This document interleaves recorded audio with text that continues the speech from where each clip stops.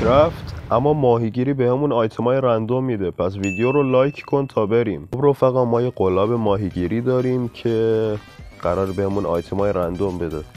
راستی هدف اونم پیدا کردن دایمنده. قلابو بنداز.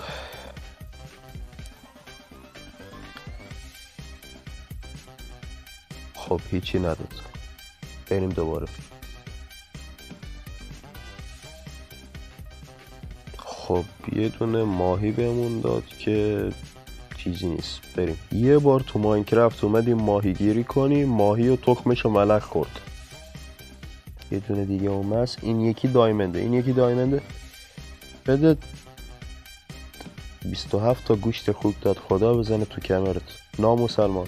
یه ماهی اومد. این یکی دایمنده. چی داد؟ یه سطل آب و یه سطل لاوا. کم کم هم داره شب میشه. دایمند هم پیدا نکردیم. وایسا ببینم.